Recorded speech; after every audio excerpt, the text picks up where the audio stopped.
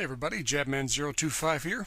Today I'm taking a look at my 116th Master Grade, the Dark Matter Exia, from the series Mobile Suit Gundam Build Fighters. I got the high grade of this kit thinking there would never be a Master Grade. I was wrong. Let's have a look. Now, shocking, this is pretty much a remold of a redesign of the Master Grade Exia we got way back when. Mostly a recolor. There are some new parts. Chest, lots of new parts here. The clear piece on the front has a silver sticker behind it, which you can or cannot use, your choice. If you use it, use this GN drive here. It's kind of like a half GN drive. You can plug it in the back if you want, or later into the Dark Matter Flyer. There is a place for an LED if you want to use it, but there's no rule that says you have to. And like I said, there's some silver stickers all of this make it look better. If you don't use the silver sticker, you can use this, more of a standard Exia GN drive. Put two LEDs and give it a little bit of a glow. It does have a light piping system in the head, so that's an option if you want to do it, but I decided not to. The clear piece on the chest does say Exia. There is a Setsuna pilot in there for no apparent reason. The head on the Dark Matter Exia, kind of interesting. I do really like the design of the head on this kit. The black, the red. It does have a Gundam's face underneath, or at least the Exia Gundam's face, with the glowing red eyes. But it has this mask on it. Kind of reminds me of like Scorpion or Sub-Zero from the Mortal Kombat games. It covers the face, kind of a ninja look to it, and yes, it looks cool. Arms, basically a carbon copy with a color swap. 3 1 and then the thumb hands. And new shoulders for the most part. These shoulders do seem kind of familiar. I'm not quite sure where I've seen them before, but the stickers, or those copper parts, are stickers. This kit is very sticker heavy. Lots of stickers here and there. Not overwhelming, mind you, but more stickers than most Master Grades. The legs, again, pretty much carbon copy. New knees and slightly variant on the feet. You get the spiked toes. But otherwise, carbon copy, just a color swap. Waist and torso, carbon copy, no change whatsoever.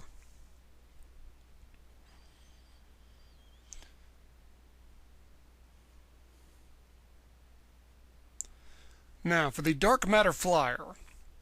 This thing's cool looking. You can have it here in this kind of like bird mode. The wings or spikes or whatever the heck they are spread out, looks real good. Again, those copper pieces are all stickers, front and back, lots of stickers. The eyes, again, stickers, but that's kind of normal. There's a copper piece on the head, that's a sticker too. And the GN drive is down there at the bottom. Again, you could put an LED if you want there and kind of give it a nasty glow, and that would look kind of cool, but eh.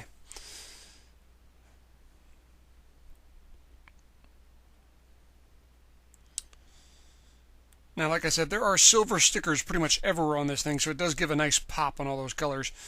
But this thing is loaded with sticker decals. And, despite having so many of them, it ends up looking really good. You can see the Dark Matter Flyer transform stuck on the back. Lots of pinstripes and shoulders, on the binders, on the wings, on the arms. And all the pinstripes look really good. There's a lot of reused decals from the Exia, not shocking, but there's a lot of add-ons too, and the pinstripes on this kit really do look good. In a couple different places they have that DM Dark Matter GN drive, which sounds cool. Not quite sure how it works, but whatever. Magic of plastic particles, what are you going to do? Now, as you can see, getting them standing is tricky. You got to give a full moonwalker or smooth criminal lean to pull this off. So yeah, you're going to need an action base. And no, it's not included. Accessories. Basic Exia shield, color swap. Basic Exia daggers, color swapped. And with the gray / silver / whatever it is, blades. Beam sabers, short and long. You have actually 3 handles. A 4th one is hidden inside the shield here, so it gives another blade. Holding them, no problem whatsoever. The shield plugs right into the forearm. No problem holding the beam sabers whatsoever, short or long. Has a plug that plugs right into the hand. Shield, again, no real problem. Plugs into the hand and the forearm, so it's never dropping that. Get it angled just right. Can be a little tricky, but it's nowhere near heavy enough to cause any problems. And the daggers aren't an issue either.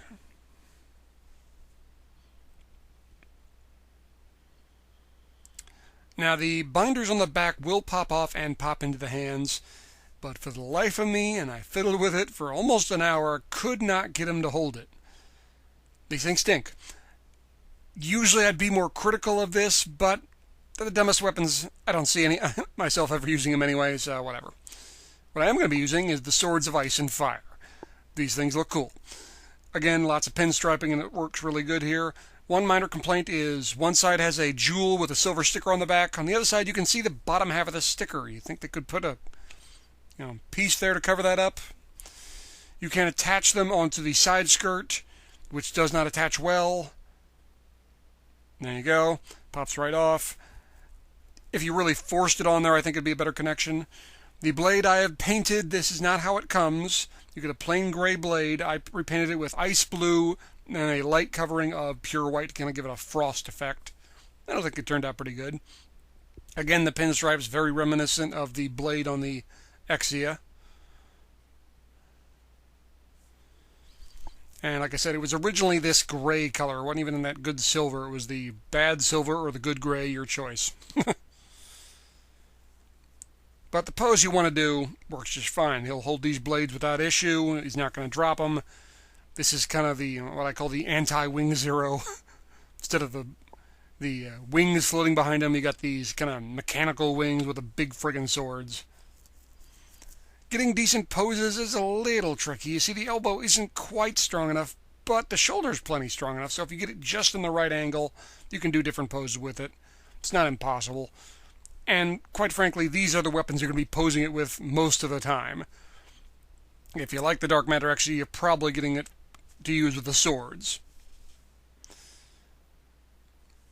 And to see, there is a plug that goes all the way through the handle that plugs right into the palm, so they don't hold it perfectly, but they hold it well.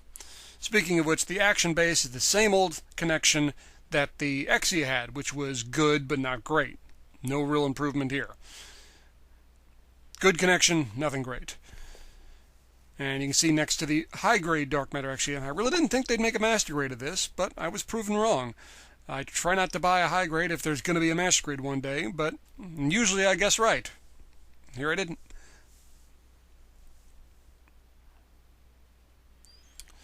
One more thing, you get a very tiny Meijin Kawaguchi. I want some of those sunglasses, I'm just saying. And you also get these attachments. If you have the Star Build Strike or the Build Mark II, these attachments allow you to either use the Star Build Strike backpack on the Dark Matter Exia or the Dark Matter Flyer on the Build Mark II or the Star Build Strike. So if you've got all the kits, you can swap the backpacks around, which is kind of neat. Final thoughts on this kit. I am giving this kit a thumbs up, but just barely. I thought about not even giving the thumbs up, but I'm happy that it's in my collection.